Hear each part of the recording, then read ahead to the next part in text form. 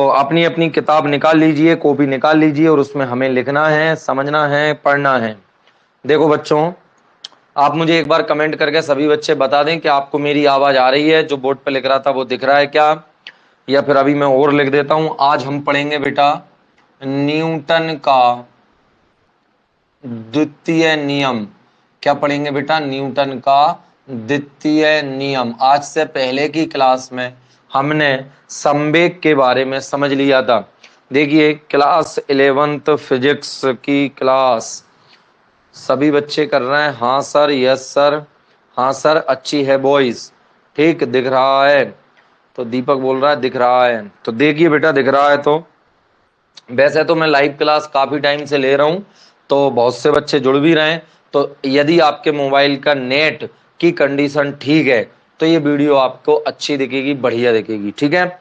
चलिए आवाज वगैरह आएगी शानदार आपको। देखो तो बेटा मैं क्लास स्टार्ट करता हूं, सभी बच्चे ध्यान दें, मेरी बात को ध्यान से सुने कि हमने इससे पहले जो लाइव लास्ट क्लास पढ़ी थी उसमें हमने क्या देखा था बच्चों? हमने उसमें देखा था संवेग की परिभाषा पढ़ी थी। तो क्या होता है बेटा संवेग?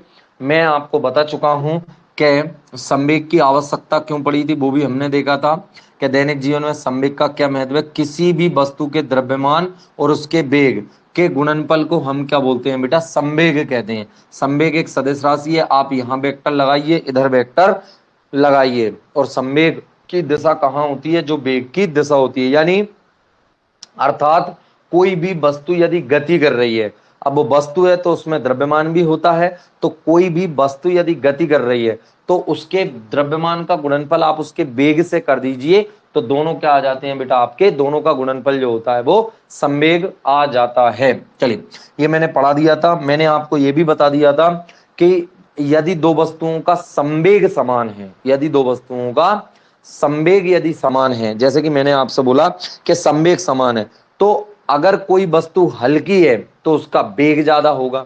जैसे बात करें कि एक वस्तु है P, इसका संवेग दूसरी वस्तु के संवेग के बराबर है और उनका द्रव्यमान अलग अलग है। तो एक वस्तु का द्रव्यमान कम है तो जाहिर सी बात है कि उसका वेग कैसा होगा? ज्यादा। दूसरी वस्तु का द्रव्यमान कैसा है बेटा? ज्यादा। तो दोनों का उसका वेग कैसा होगा? कम। तो आप यहां पे देख सकते हैं, ये बात मैंने लिखी है, क्योंकि दोनों का संवेग कैसा है? समान। दोनों का संवेग कैसा है? समान है। और यदि पहली कंडीशन जो मैंने आपको बताई थी वो क्या थी कि यदि दो वस्तुएं समान वेग से गतिमान है, यानी उनका वेग समान है। आप देखना ध्यान से, तो इसका मतलब क्या होगा बेटा? वेग यदि समान है तो जो आपकी भारी वस्तु होगी, जो आपकी भारी वस्तु होगी उसका संवेग कैसा होगा बेटा आपका? कि यदि दो वस्तुओं समान वेग से गतिमान है तो भारी वस्तु का जो संवेग होगा वो कैसा होगा? ज्यादा। किससे? हल्की वस्तु से। देखो यानी कि आप v का मान कुछ भी मान लो 10, तो यहां भी कितना है बेटा आपका? 10। अब भारी वस्तु है यानी कि उसमें मान के चलो 50 किलो वजन है, तो ये कितना आ गया बेटा आपका? 500 संवेग आएगा। और हल्की वस्तु है उसका वजन आपका 20 किलो है, तो इनका गुणनफल कितना आएगा? 200। तो ये जो गुणनफल आ रहा है यही तो हमारा क्या है? संवेग। बात को समझे आप? तो अब मैंने पहली कंडीशन क्या बताई, जल्दी से याद करो। पहली कंडीशन क्या बताई कि यदि दो वस्तुएं समान वेग से गतिमान है तो जो वस्तु आपकी भारी है उसका संवेग कैसा होगा? ज्यादा। बात आ गई समझो? और जो वस्तु हल्की है, ये कम द्रव्यमान है, उसका संवेग कैसा होगा? कम। तो ये पहली कंडीशन। दो समान वेग से गतिमान वस्तुओं का, दो समान वेग से गतिमान वस्तुओं में हल्की वस्तु का संवेग कम होता है, भारी वस्तु का संवेग अधिक होता है। आगे मैंने मोटरसाइकिल और आपको साइकिल का उदाहरण भी दिया था। साइकिल और मोटरसाइकिल यदि समान वेग से हमारी तरफ चलती आ रही हैं तो ऐसी स्थिति में आपको सामने से हट जाना चाहिए, ठीक है? नहीं तो फिजिक्स लग जाएगी पूरी, फिर फिजिक्स के बाद बायो लगेगी जब आप हॉस्पिटल में जाओगे तो, ठीक है? बायो की आवश्यकता पड़ जाएगी, तो सामने से हट जाना चाहिए। चलो तो दूसरी कंडीशन क्या है? दूसरी कंडीशन है बेटा कि जब दो वस्तुओं के संवेग समान है, दो वस्तुओं के संवेग समान है, तो कंडीशन क्या है? अब दोनों के संवेग समान है, मतलब जैसे कि आप एक मोटरसाइकिल और एक साइकिल फिर दोबारा आ रही है, फिर दोबारा सामने से हट जाएंगे। अरे हमें तो देखना है, साइड में से भी देख लेंगे, उसके सामने खड़े होकर क्या करना है? बिल्कुल आप उल्टी बातें करते हो। तो दो वस्तुओं के संवेग समान है, सामने से बिल्कुल आ रही है और संवेग समान है, तो जाहिर सी बात है एक मोटरसाइकिल और एक साइकिल है, तो इसका मतलब वेग किसका ज्यादा होगा बेटा? साइकिल का, क्योंकि उसका द्रव्यमान कम है। और वेग कम किसका होगा? मोटरसाइकिल का, क्योंकि उसका द्रव्यमान कैसा है? ज्यादा। समझ गए? पता नहीं समझे नहीं समझे, समझ गए होंगे। चलिए तो आगे बात करते हैं हम अपने न्यूटन के दूसरे नियम पर। दूसरे नियम पर 2 लाइनें रट लो। वीडियो को बाद में जब YouTube पर आप देखो तो बाद में पीछे कर करके देख लेना। जब दो वस्तुओं का वेग समान होता है तो हल्की वस्तु का संवेग कम होता है, भारी वस्तु का संवेग अधिक होता है। और जब दो वस्तुओं का संवेग समान होता है तो जो आपकी हल्की वस्तु होती है उसका वेग अधिक होता है और जो भारी वस्तु होती है उसका वेग कम होता है। चलो तो यहां मैं उस वाले टॉपिक को खत्म करता हूं, अब अपने अगले टॉपिक को स्टार्ट करता हूं, जो कि है बेटा हमारा गति का दूसरा नियम।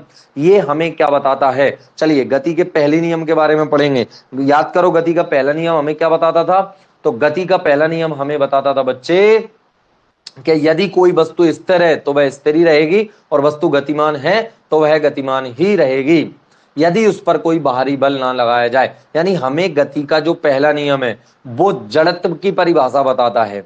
जड़त्व की कैसी? कि वस्तु जिस स्थिति में है उसी स्थिति में रहेगी यदि आप उस पर बाह्य बल नहीं लगाओगे। अब गति का दूसरा नियम हमें क्या बताता है?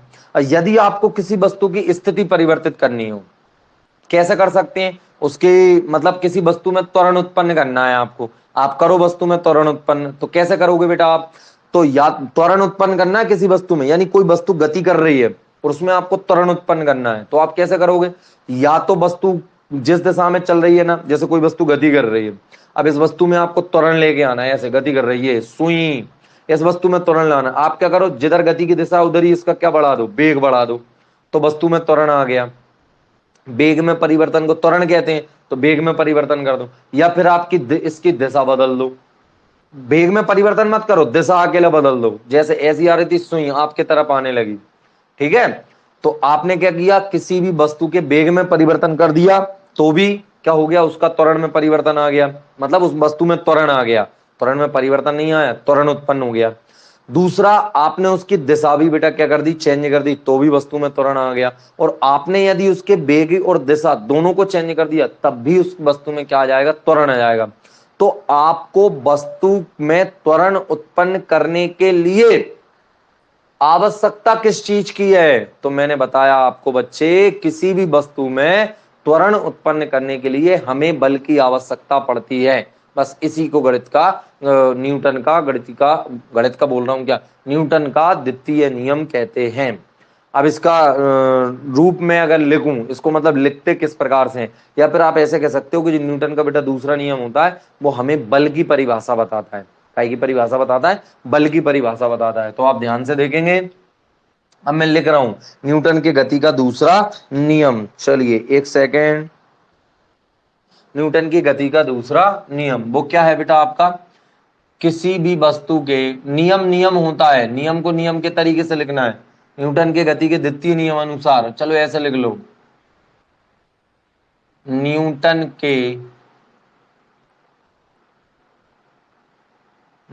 के गति के द्वितीय नियमानुसार क्या लिखेंगे? लिखेंगे आप साथ में, द्वितीय नियमानुसार। ध्यान से, किसी भी वस्तु के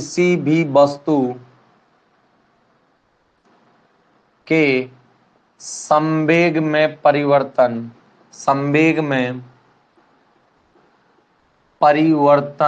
की दर। आपने बोला सर आप तो वेग में परिवर्तन कर रहे थे, तो वेग में परिवर्तन करोगे तो संवेग में भी परिवर्तन होगा, तो संवेग में परिवर्तन की दर, और दर का मतलब क्या होता है? बटे में समय। संवेग में परिवर्तन की दर वस्तु पर, अब कैसे करोगे आप संवेग में परिवर्तन? कैसे करोगे? बल लगाकर। तो जाहिर सी बात है कि बेटा आपने क्या किया होगा? जब संवेग में परिवर्तन किया होगा तो वस्तु पर बल लगाया होगा, जाहिर सी बात है। तो संवेग में परिवर्तन की दर वस्तु पर लगाए गए बल के अनुक्रमानुपाती, वस्तु पर लगाए गए बल के अनुक्रमानुपाती होती है। कौन बेटा? संवेग में परिवर्तन की दर। ध्यान से, संवेग में परिवर्तन की दर वस्तु पर लगाए गए बल के अनुक्रमानुपाती होती है।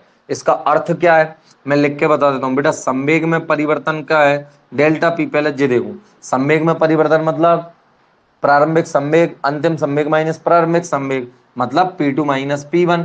आप ऐसे ही करोगे ना, P2 vector minus P1 vector, ये संवेग में परिवर्तन। आप दर के लिए तो डेल्टा टी लगाओगे, क्या लगाओगे, डेल्टा टी लगाओगे। तो क्या हो जाएगा बेटा, ये जो है संवेग में परिवर्तन की दर, ये जितना तुमने बल लगाया है उसके अनुक्रमानुपाती होती है।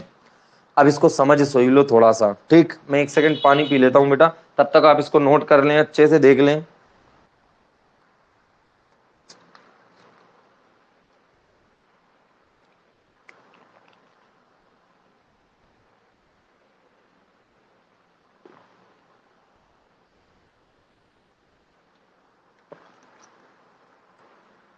कमेंट करके बताएं कोई दिक्कत तो नहीं है आपको, बढ़िया चल रहा है सब।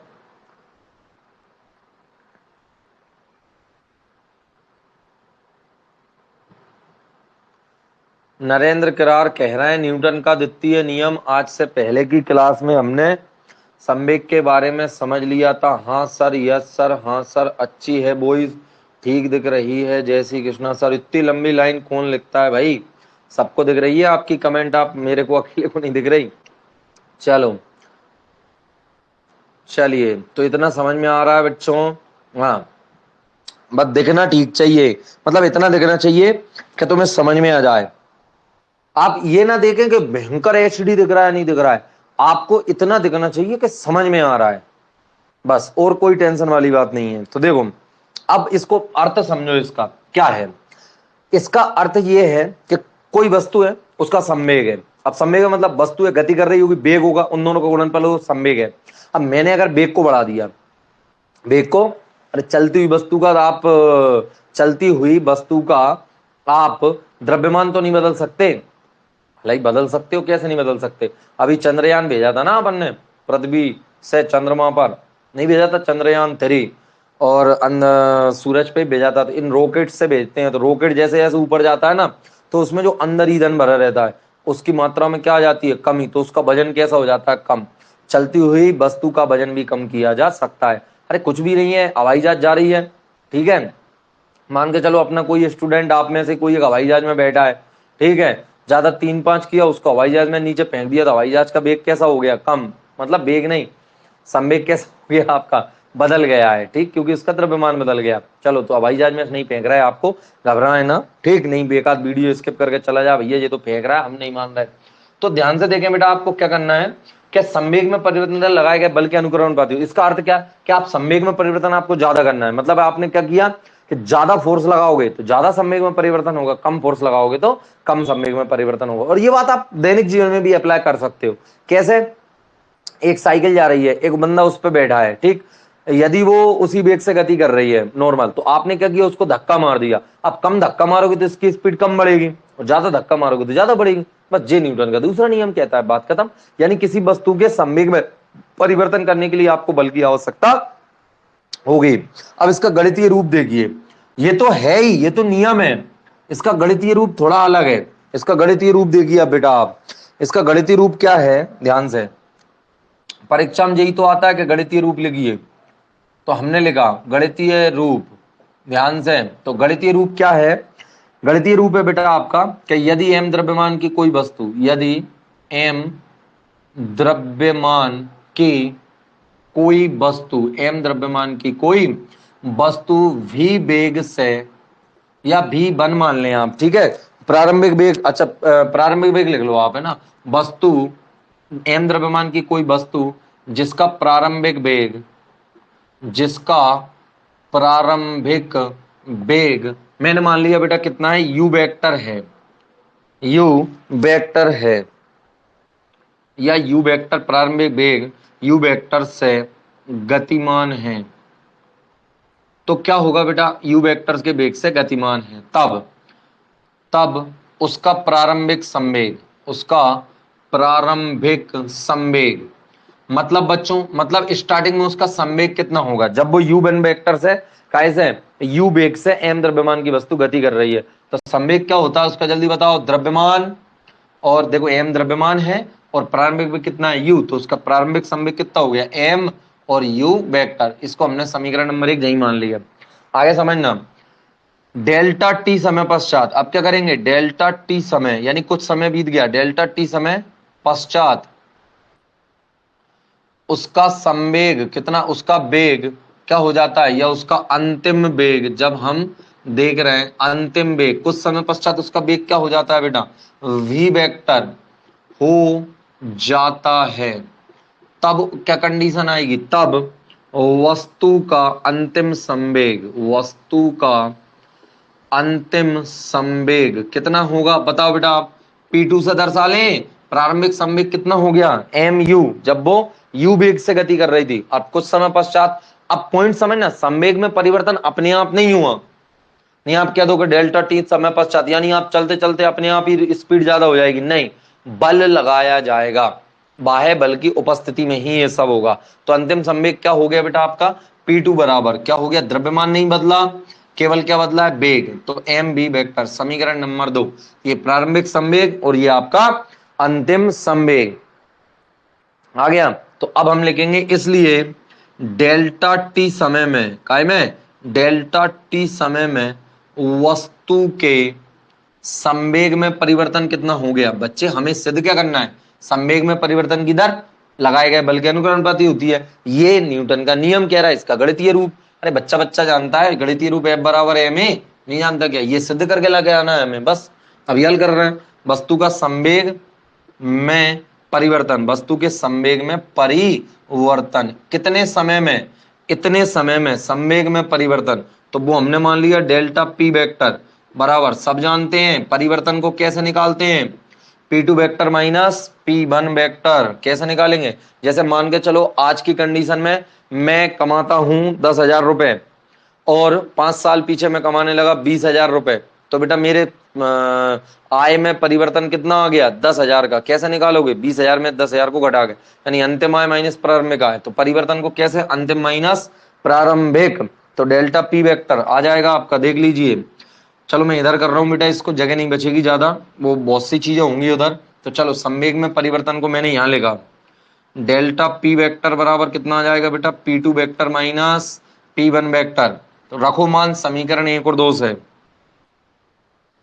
समीकरण 1 व 2 से मान रखा जाए तो delta p vector is equal to P2 की वैल्यू कितनी है, M v vector minus P1 की वैल्यू कितनी है बच्चों, एम यू वेक्टर, एम दोनों में से कॉमन आ रहा है, तो डेल्टा पी बराबर कितना आ गया, m v vector minus u vector, समझ में आ गया, ये आ गया संवेग में परिवर्तन, ये m v vector minus u vector, इसको यही रोक दो, ये संवेग में परिवर्तन हो गया।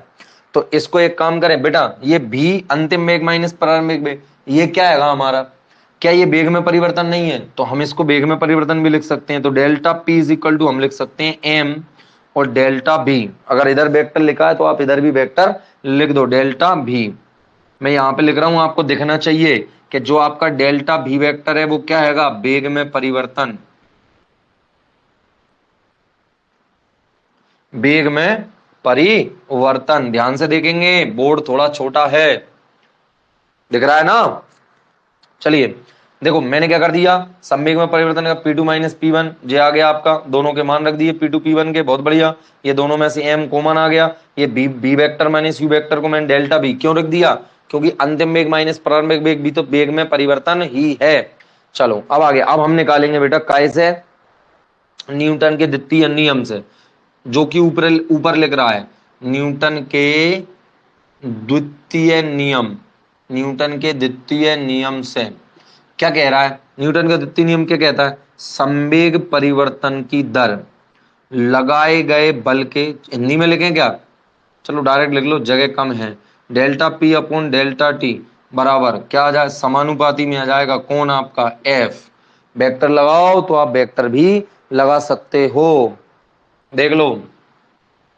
आप अगर आगे इसको ऐसे भी लिखो कि जो बल है वो समानुपाती होता है किसके, delta p vector upon T, ये भी बात सही है, अरे संवेग में परिवर्तन की दर लगाए गए बल के अनुपाती है, या लगाया गया बल संवेग में दर की परिवर्तन के अनुपाती, दोनों एक ही बात है, अरे एक्स वाई के समानुपाती मतलब वाई बढ़ेगा तो एक्स बढ़ेगा, तो जाहिर सी बात है एक्स बढ़ेगा तो बाय बढ़ेगा, दोनों एक दूसरे के होते हैं, तो आप इसको पलट के लिख लो, उससे फर्क नहीं पड़ता है।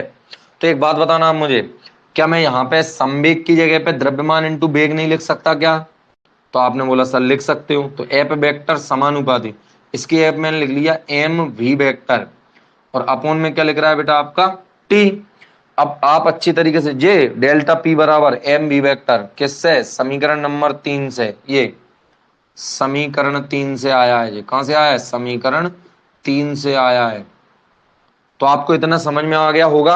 और अब मेरी बात ध्यान सुनो, कि आप अच्छी तरीके से जानते हो, क्या जानते हो, डेल्टा भी अपॉन डेल्टा ये, लेकिन हम जानते हैं कि जो डेल्टा भी वेक्टर अपॉन डेल्टा टी, ये क्या आएगा, वेग में परिवर्तन की दर, जो कि वस्तु के त्वरण के बराबर होती है। तो मैं डेल भी अपॉन डेल टी की जगह पे क्या लिख रहा हूं, ए वेक्टर, तो यहां क्या आ जाएगा, अर्थात एफ वेक्टर समानुपाती एम और ए वेक्टर। यही है गति का दूसरे नियम का गणितीय रूप। अब इधर जगह बच रही, इसको और देखेंगे। यही है गति के दूसरे नियम का गणितीय रूप। चलो अब देखना बच्चों, यहां पे हमारा क्या आ गया, जल्दी देखिए, हमारा क्या आ गया कि भाई एफ वेक्टर समानुपाती है, बराबर नहीं, और एम ए वेक्टर। अब आप अच्छी तरीके से जानते होंगे, ये वाली बात मैं कई बार बता चुका हूं आपको, कि समानुपाती हटाते हैं तो एक नियतांक लगाते हैं। क्यों? क्योंकि समानुपाती ये बताता है ये राशि बढ़ी तो ये राशि बढ़ी, लेकिन बराबर नहीं है, तो दोनों को बराबर करने के लिए हमें क्या लगाना पड़ता है, एक नियतांक लगाना पड़ता है। उस नियतांक को लगाएंगे तो एफ वेक्टर बराबर आ गया के और एम ए वेक्टर। तो बेटा यहां पर ये आपका सिद्ध चुका है, एसआई पद्धति में, एसआई पद्धति में के मान 1 होता है, तो अर्थात क्या आ जाएगा आपका एफ वेक्टर बराबर एम ए वेक्टर। तो यही क्या है, यही न्यूटन के द्वितीय नियम का गणितीय रूप, द्वितीय नियम का गणितीय रूप है। तो आपने ये समझ लिया होगा, गणितीय रूप है। चलो, तो आशा करता हूं आपको अच्छा समझ में आया। कोई डाउट हो इसमें तो कमेंट करके मुझे जल्दी बताएं, नहीं हो तो लिखें, कोई डाउट नहीं है। बढ़िया आ गया समझ में, यस सर लिख दो, बढ़िया, कोई टेंशन वाली बात नहीं है, इसको उतार लिया होगा, कोई दिक्कत नहीं है। दिख तो रहा है भैया, ज्यादा छोटा छोटा तो नहीं लिख दिया। जल्दी बताओ बेटा कमेंट करके।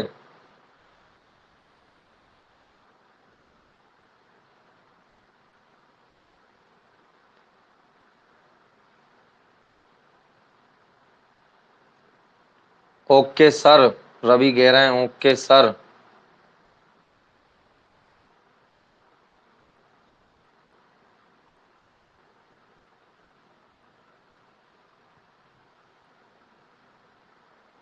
यस सर, चलो कोई टेंशन वाली बात नहीं है, तो आगे बढ़ते हैं अब, ठीक है।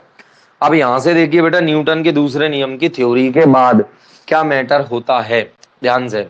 ये तो आपको परीक्षा में कितना लिखना है, परीक्षा में आएगा न्यूटन की गति का द्वितीय नियम क्या है, इसका गणितीय रूप लिखिए। तो न्यूटन के गति का द्वितीय नियम आपको पता होना चाहिए। न्यूटन के द्वितीय नियम की आवश्यकता क्यों पड़ी, क्योंकि बेटा आपका जो न्यूटन का पहला नियम है वो जड़त्व की परिभाषा बताता है, न्यूटन का दूसरा नियम बल के बारे में बताता है, कि किसी वस्तु के अगर त्वरण आपको उत्पन्न करना है तो उस पर बल लगाना पड़ेगा। तो यहाँ पे भी ये देखो, न्यूटन ने नियम बात अलग है और ये बात अलग होती है, यानी कि बल बराबर द्रव्यमान इंटू त्वरण, इसको हिंदी में भी आ जाता है। एफ मतलब क्या होता है, बल। यहां से हमें बल की एक और परिभाषा देखने को मिलती है, कि किसी भी वस्तु पर लगाया गया बल क्या होता है, उसके द्रव्यमान और त्वरण के गुणनफल के बराबर होता है।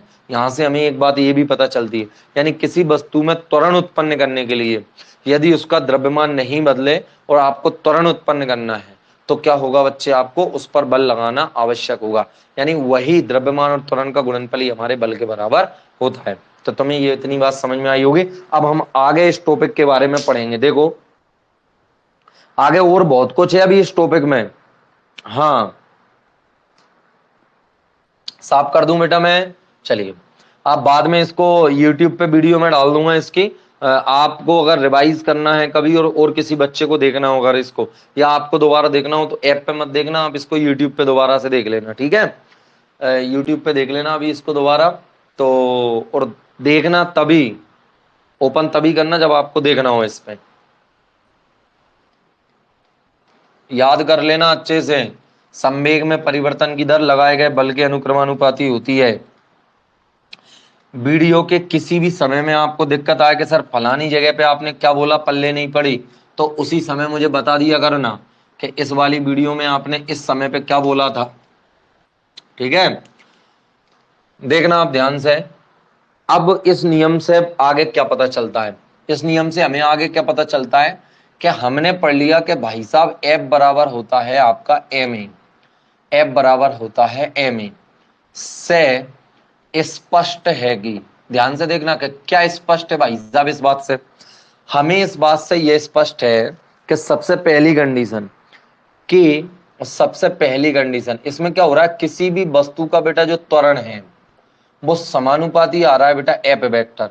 लेकिन ये कब समानुपाती आ रहा है, यदि m नियत है, जब m नियत है। ध्यान से सुनना, जब m नियत है मतलब किसी वस्तु का द्रव्यमान यदि नहीं बदल रहा है, बात समझे आप, यदि किसी वस्तु का द्रव्यमान नहीं बदल रहा है। तो देखो बेटा, मैंने नियत किसको कर लिया, m को, तो अगर आप नियतांक हटाते हो तो समानुपाती लगाओ। तो मैंने m को नियत कर लिया, यानी m नहीं बदल रहा, तो इसका तात्पर्य हो रहा है कि त्वरण बल के अनुक्रमानुपाती आ रहा है। तो आप ये लिख सकते हो कि जब भी किसी वस्तु का द्रव्यमान नियत है तो उस वस्तु में जो त्वरण उत्पन्न होता है वह उस पर लगाए गए बल के अनुक्रमानुपाती होता है। इसका अर्थ क्या है सर, ये तो बात हो गई। अर्थ क्या निकल के आ रहा है इसका, अर्थ ये निकल के आ रहा है बेटा कि यदि वस्तु पर मतलब वस्तु के त्वरण में ज्यादा वृद्धि हुई तो इसका सीधा सा अर्थ है बल ज्यादा लगाया गया था उस वस्तु पर। एक बात और मैं बता देता हूं बेटा कि मैं आपको ये बता देता हूं बच्चों कि किसी भी वस्तु का जो द्रव्यमान होता है वो स्थिर नहीं रहता है। यदि वेग बढ़ाते हैं तो उस वस्तु का द्रव्यमान भी बदल जाता है। ये न्यूटन आपके क्या बोलते हैं, आइंस्टीन के सापेक्षता के सिद्धांत से ये वाली बात होती है। वस्तु का वेग बदल जाता, वो द्रव्यमान बदल जाता। और मैं आपको बता दूं कि यदि नॉर्मल कंडीशन में वस्तु का वेग कितना था m0, और यदि वस्तु का वेग बढ़ा दिया आपने, आप पॉइंट समझे, ये क्या है, पेन, ये पेन है, नॉर्मल गति कर रही, कोई दिक्कत नहीं। यदि इसका आपने बहुत ज्यादा वेग बढ़ा दिया, लेकिन बहुत ज्यादा बढ़ाना, तो इस वस्तु का द्रव्यमान भी बदल जाएगा। क्या बात कर रहे हो सर, वस्तु को वेग देने पर, यानी कि वस्तु को गति कराने पर उसका द्रव्यमान बदल जाता है। तो ये तो बहुत बड़ी बात हो रही है कि वस्तु को वेग बढ़ाने पर उसका द्रव्यमान बदल जाता है। बिल्कुल, यदि प्रारंभ में वस्तु का द्रव्यमान m था और यदि वस्तु का वेग आपने बहुत ज्यादा बढ़ा दिया तो वस्तु का जो नया द्रव्यमान है वो होता है m0 अंडर रूट में आपका c अपॉन v, एक सेकंड में, 1 माइनस ये होता है v अपॉन c का स्क्वायर। यहां v उस वस्तु का वेग है, v वेग पर द्रव्यमान, v वेग पर द्रव्यमान, ये न्यूटन के आपके आइंस्टीन के सापेक्षता के सिद्धांत से आती है ये वाली बात। ये v क्या है बेटा, जिस वेग पर वस्तु का आपको द्रव्यमान निकालना है, और c क्या है, प्रकाश का वेग। यहाँ c क्या है बेटा, आपका प्रकाश का वेग। हालांकि बहुत कम बढ़ता है, क्योंकि आप अंदाज लगाइए ना कि मैं वस्तु के वेग में प्रकाश के वेग का भाग दूंगा तो कितना कम आएगा, और उसका वर्ग करूंगा तो वो तो बहुत कम आएगा, फिर उसको एक में से माइनस करूंगा, फिर उसका अंडर रूट निकालूंगा तो वो तो बहुत कम हो जाएगा। तो बस इतना ही बढ़ता है, ज्यादा थोड़ी बढ़ता है, उसको नगण्य मान सकते हैं। तो दैनिक जीवन में हम ये इतने वेग से तो हम वस्तु को फेंक नहीं सकते। समझ में आ गया, चलिए। यानी कि आपने, अर्थात आपने प्रकाश के वेग से तक वस्तु को फेंक दिया तब भी उसका वेग नहीं बढ़ेगा, लेकिन प्रकाश के वेग से ज्यादा फेंक दिया तब उसका वस्तु का जो आपका द्रव्यमान है वो बढ़ जाता है। समझ में आ गया होगा। तो ये पहली बात आई समझ में, यदि m नियत है तो बेटा a वेक्टर समानुपाती f वेक्टर। इसका मतलब कि बल अनुक्रमानुपाती होता है किसके, त्वरण के। यानी वस्तु में अगर आपको अधिक त्वरण उत्पन्न करना है तो अधिक बल लगाना पड़ेगा, ये सिंपल सी बात है। ठीक, अगली कंडीशन कह रहा है बेटा आपकी दूसरी कंडीशन कि यदि एप नियत है, दूसरी कंडीशन में कह रहा है, यहां पे देखो, यदि एप नियत है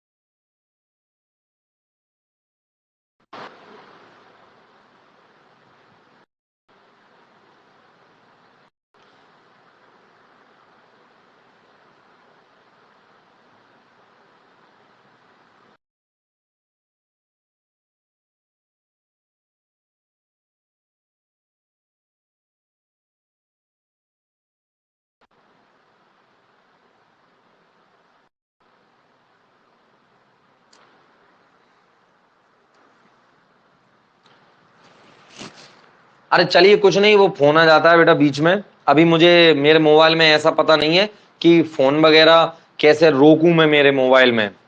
तो लाइव क्लास जब चले, डू नॉट डिस्टर्ब की सेवा चालू करने पर नहीं होता। अब ये टेक्नोलॉजी के बारे में आपको पता है, मैं ज्यादा जानता नहीं। तो कॉल वगैरह आ जाता है तो वीडियो रुक जाएगी, आप कहीं ना जाएं, वीडियो में बने रहें। वो कुछ सेकंड के लिए वीडियो रुकेगी, वापस चल जाती है वीडियो, ठीक है। तो अब दूसरी कंडीशन है, कुछ नहीं होता। दूसरी कंडीशन है, यहां से मैंने क्या लिख लिया बेटा, यहां से मैंने आपके एम को बटे में पहुंचा दिया, तो क्या होगा देखिए। तो A vector is equal to F के बटे में क्या आ जाएगा, एम। एफ के बटे में क्या आ जाएगा, एम आ जाएगा। आ गया नीचे। और यदि अब मैंने इसमें ये मान लिया कि एफ वेक्टर नियत है, यानी आपने बल समान लगाया, बात समझना। एफ नियत है, नियत का मतलब होता है कांस्टेंट, समान है, नियत है। तो इस कंडीशन में क्या होगा, तो फिर अर्थात क्या होगा बेटा, फिर समानुपाती। अब एफ को मैंने फिक्स मान लिया, तो ए वेक्टर व्युत्क्रमानुपाती, वेक्टर मतलब, क्योंकि एम आदेश राशि होती है, तो ए व्युत्क्रमानुपाती क्या आ रहा है बेटा आपका, 1/m। इसका क्या अर्थ है, तो इसका अर्थ क्या निकल के आ रहा है, देखो कि यदि आपने दो वस्तुएं और उनके द्रव्यमान अलग अलग है, या एक ही द्रव्यमान की दो वस्तुएं हैं, तो अलग अलग द्रव्यमान होंगे, वैसे भी जाहिर सी बात है, क्योंकि मैं बल समान लगा रहा हूं।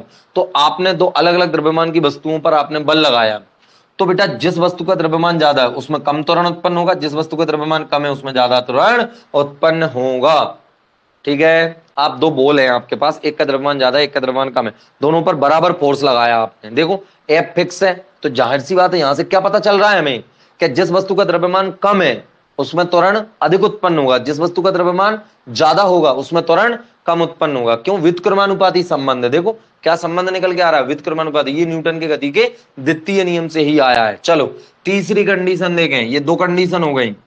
तीसरी कंडीशन देखें, तीसरी कंडीशन में क्या आ रहा है, यदि ए वेक्टर नियत है, मजे देखना आपकी बात, यदि ए वेक्टर नियत है, इस बार मतलब त्वरण नियत है, त्वरण नियत है, तब क्या होगा।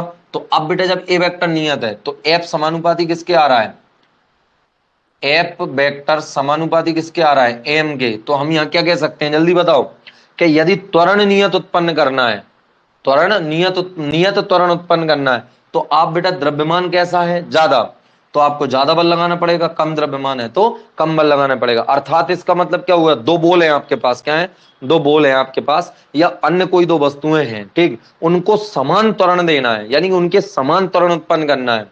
तो आपको जिस वस्तु का द्रव्यमान ज्यादा है उस पर ज्यादा फोर्स लगाना पड़ेगा, जिस वस्तु का द्रव्यमान कम है उस पर कम फोर्स लगाना पड़ेगा, ठीक है। इतनी बात मेरी आपको समझ में आई होगी। तीसरा मैटर हो गया, समझ में आ गया होगा। चलिए तो तीन बातें हैं। यदि यदि पहले नंबर पर क्या हो गया, द्रव्यमान नियत है तो जिस वस्तु का त्वरण अधिक होगा उस पर अधिक बल लगाया गया होगा। यदि आपका क्या नियत है, फोर्स नियत है, बराबर फोर्स लगाया, तो जिस वस्तु का द्रव्यमान कम है उसमें अधिक त्वरण उत्पन्न हुआ है, जिस वस्तु का द्रव्यमान कम है उसका अधिक त्वरण उत्पन्न हुआ होगा, जिस वस्तु का द्रव्यमान अधिक है उसमें कम त्वरण उत्पन्न हुआ होगा। दो बार बोल दिया मैंने। और यदि त्वरण नियत आपको उत्पन्न करना है तो जिस वस्तु का द्रव्यमान अधिक है उस पर फोर्स अधिक लगाना पड़ेगा। तो ये न्यूटन के दूसरे नियम का गणितीय रूप के कुछ बातें थी। आगे अब और आगे भी समझिए बेटा इसको, और आगे क्या है इसमें,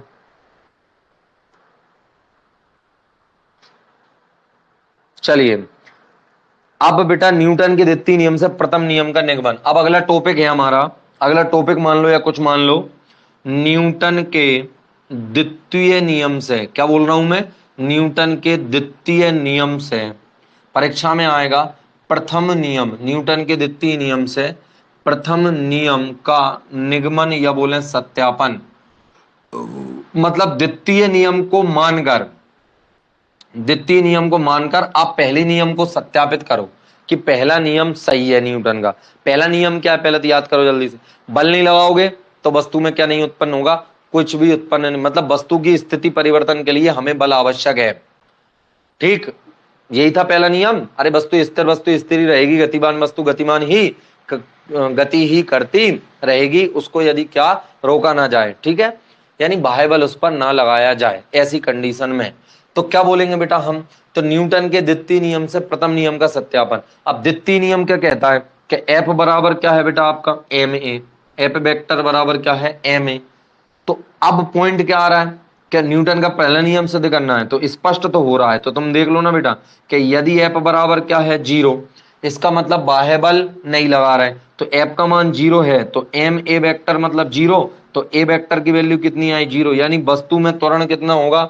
उत्पन्न ही नहीं होगा, यानी वस्तु जिस वेग से गति कर रही है उसी वेग से गति करती रहेगी। स्थिर है तो स्थिर रहेगी, गतिमान है तो गतिमान रहेगी। तो मेरी बात आई समझ में आपको? न्यूटन के दूसरे नियम से क्या कह रहा था? F बराबर m, हमने इसमें क्या कर दिया? F बराबर 0। और यही होता है ना पहले नियम में कि यदि बल नहीं लगाओगे तो वस्तु की स्थिति परिवर्तित नहीं होगी। तो दूसरा नियम भी तो यही कह रहा है। क्या कह रहा है? कि बल नहीं लगाओगे, बल नहीं लगाओगे तो क्या होगा? बल नहीं लगाओगे तो त्वरण उत्पन्न नहीं होगा, मतलब वस्तु की स्थिति नहीं बदलेगी। सिंपल।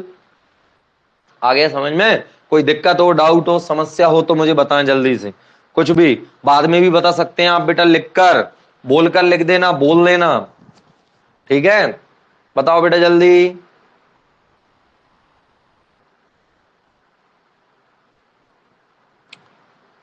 अड़तीस मिनट हो चुके हैं वीडियो को, 5-10 मिनट और पढ़ाएंगे, इसके बाद अगला।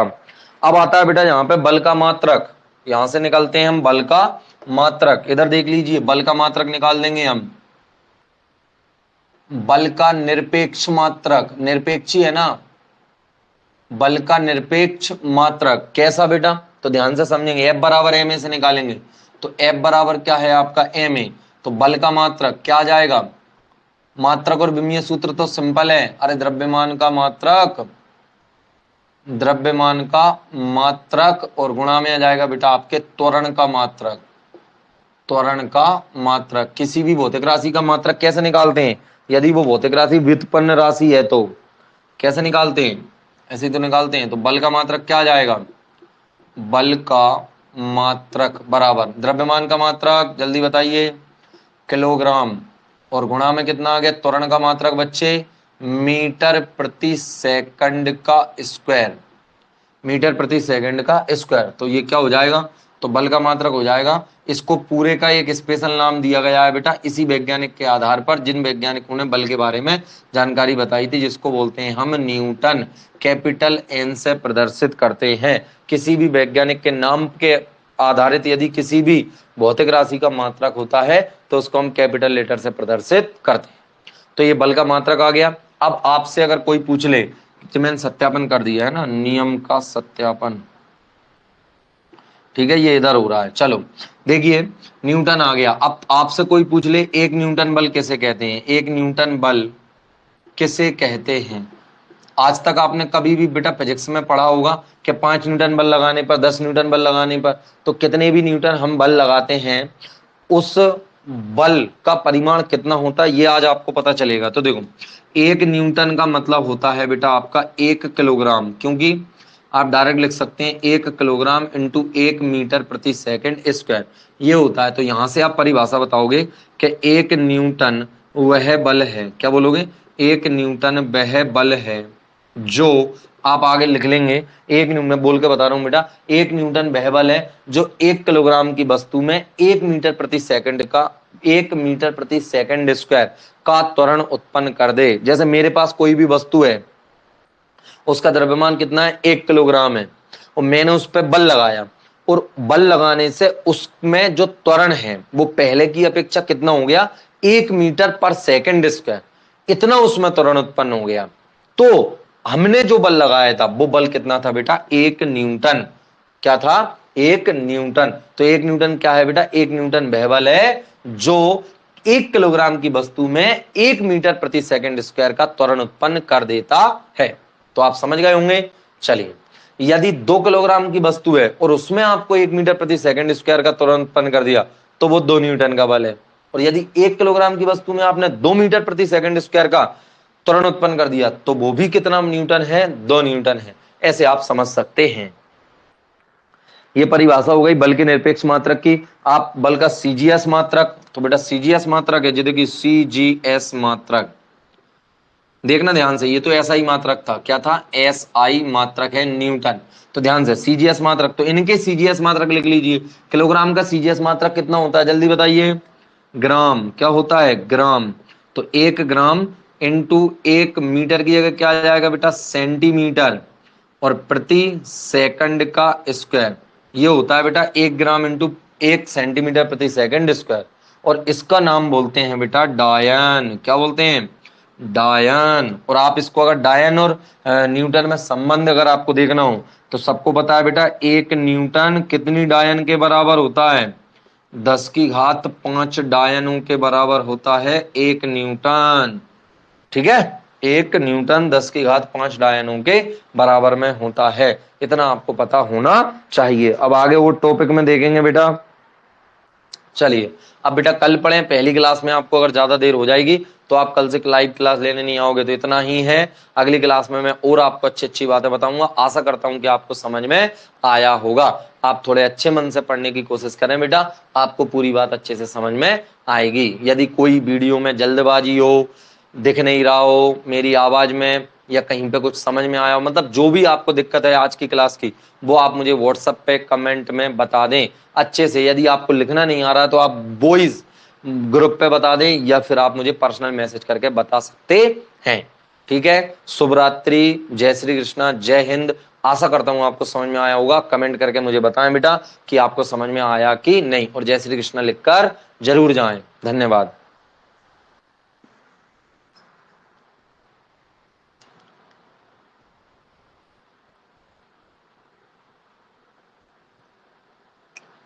कोई नहीं लिख रहा कुछ भी? कहाँ गए भैया? सबके सब मोबाइल धर के सो तो नहीं गए? जय श्री कृष्णा, जय श्री कृष्णा। रवि, विवेक, यदि आप में से किसी को ये वीडियो दोबारा देखना हो तो यूट्यूब पे मिल जाएगी सुबह आपको। कोई भी बच्चा दोबारा देखे तो यूट्यूब पे देखेगा। नरेंद्र करार, यानी पता नहीं अंजलि है शायद। जय श्री कृष्णा बेटा, जय श्री कृष्णा। सर कोई दिक्कत नहीं है आज की क्लास में।